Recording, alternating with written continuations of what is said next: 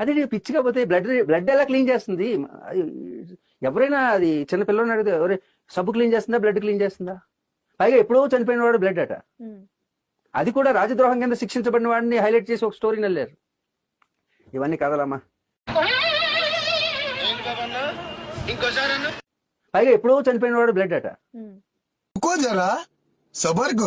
చాలా మంది అడుగుతున్న ప్రశ్న, ఎప్పుడో 2000 సంవత్సరాల కింద చచ్చిపోయినోడు ఇప్పుడున్న నిన్ను ఎలా రక్షించగలడు? ఆయన ముందు చచ్చిపోతే నువ్వు తర్వాత పాపం చేసావు కదా. నువ్వు పాపం ఎప్పుడు చేసావు? 2023లో చేసావు. ఆయన ఎప్పుడు చచ్చిపోయాడు? 1వ సంవత్సరంలో చచ్చిపోయాడు. 2023లో పాపం చేసినోడు కోసం 1వ సంవత్సరంలో చచ్చిపోవడం ఇంతకంటే దరిద్రం ఏదైనా ఉంటుందా అండి? ఇంతకంటే పిచ్చి మాట ఏదైనా ఉంటుందా అండి అంటాడు ఒకడు. అరే నాయన, అసలు అన్నింటికి లాజిక్లు వెతికి ఆలోచించడం అనేది నీకు వస్తే ఇలాంటి పిచ్చి మాటలు నీకు రానే రావు. కలరాకు మందు ఎప్పుడు వచ్చింది? దాదాపు 100 ఏళ్ళు అయిపోతుంది. ఇప్పుడు నీకు కలరా వచ్చింది అనుకో, 100 ఏళ్ల కిందట కనిపెట్టిన మందు వేసుకుంటావా, లేకపోతే రేపు ఎప్పుడైనా ఇంకో కనిపెట్టబోయే మందు వేసుకుంటావా? అంటే మందు ముందు కనిపెట్టొచ్చు కదా బిడ్డ, కనిపెట్టొచ్చు బిడ్డ. మరి ఇది మందే బిడ్డ, యేసుక్రీస్తు రక్తం అనే మందు నువ్వు పుట్టక ముందే కనిపెట్టబడింది.